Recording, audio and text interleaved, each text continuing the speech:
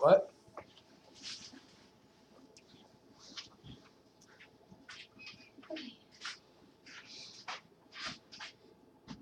Ask yourself if what you're doing today is getting you to where you want to be in the future or tomorrow. Today I'm going to talk about constructive ways of how to study efficiently and setting habits to have. I chose this topic to inform others about studying habits that they could have and to personally help myself with studying and learning new habits. The main points that I will be talking about is 1, keeping an open mind to studying habits, diligent note taking and staying organized while you're studying, and distractions and advice to get rid of them. The first point I want to talk about is keeping an open mind to studying habits. So, how many hours do you usually spend on studying? There's a statistic that shows that only students can only pay attention for 25 to 30 minutes at a time. So it's easy for you to take 5-minute breaks in between each studying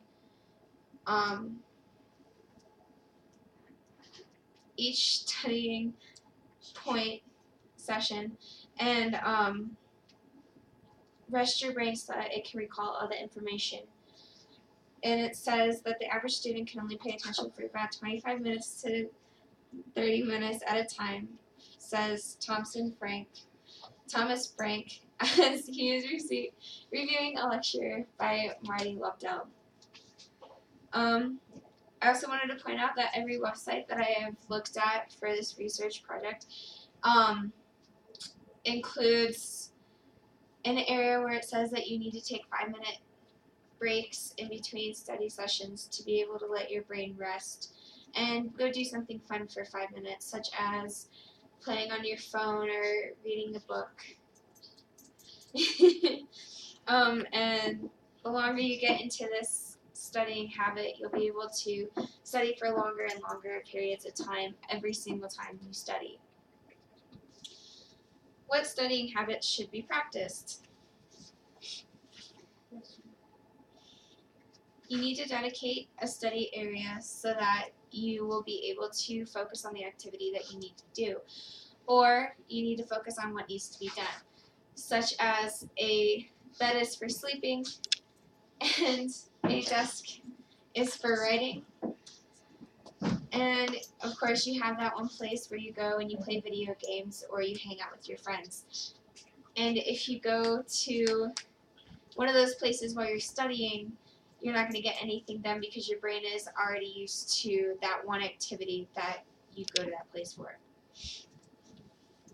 According to Marty Lobdell, you should designate an area that is appropriate for the activity, such as a bed is for sleeping, like I just explained.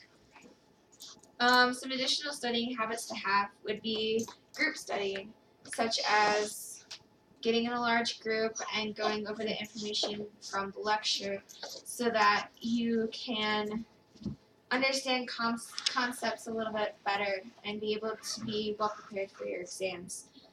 Plan specific times for studying and stay on track of your studying needs, such as scheduling the same study time every single day that you study, whether you study 3 days a week or 7 days a week. Make sure that you study at the same time, such as 10 a.m., and just sit down and dedicate about an hour to your studies. You should also exercise before any exam.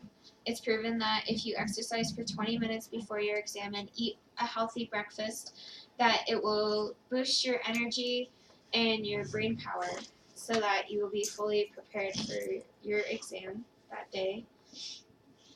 That brings me to my second main point, which is diligent note-taking and staying organized in your studies.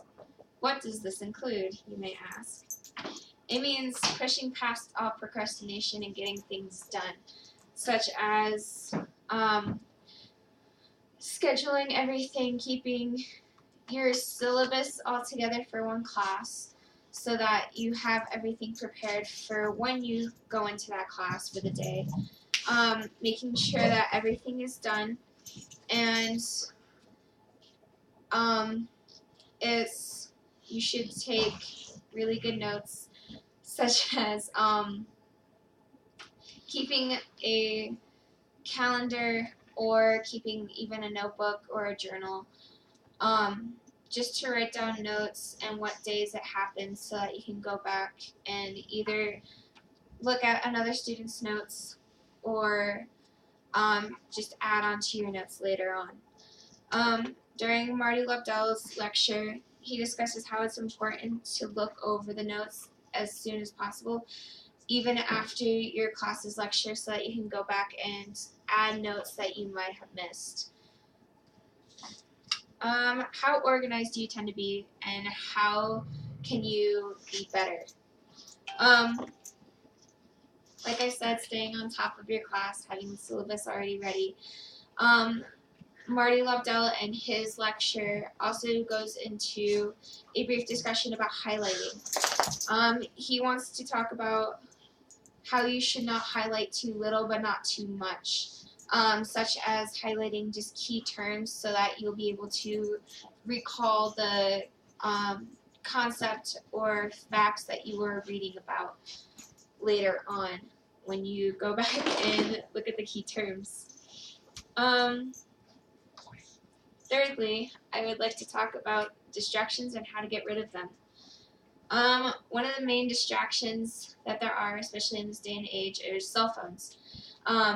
Most students choose to have their cell phones with them while they're studying, and it's a very big distraction for when you are trying to get things done. So the advice is to let your friends know not to call or text you while you're studying, and to wait until you go on break or until you are finished, to ease your mind from what everything is going on while you are studying. You shouldn't be worried about it. Secondly, listening to the appropriate music to keep you awake and motivated during studying. I personally listen to drum corps because it keeps me awake and motivated. This would be distracting if you were listening to one that had music that had like heavy lyrics that you got really into, or just distracted you by the music type. Lastly, I just wanted to bring up that studying areas are crucial yet again, especially because I personally have a fault in it.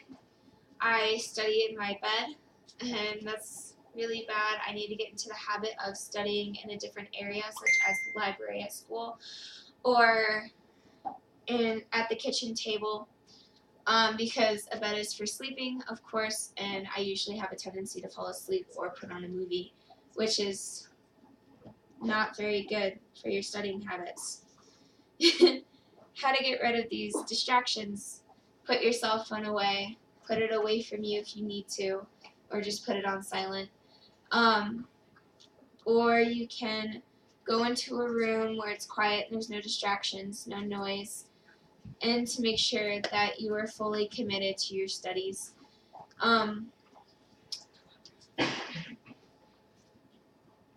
So to finish this up, my topic was constructive ways of studying and setting habits that you need to have to be able to become successful.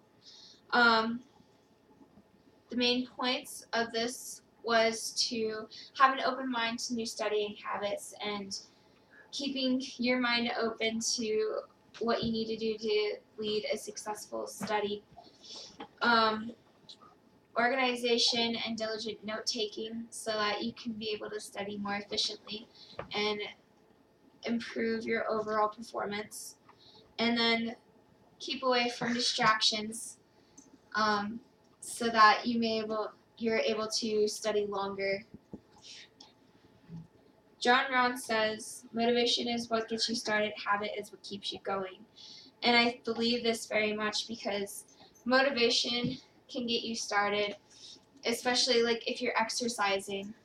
If you go for one day, that's just the motivation of that one day. But the habit of doing it consecutively for more and more is the habit that you build to be able to succeed in losing weight, such as studying. As you continuously study, you'll be able to get to the habit to study longer and longer and be successful in what you are studying.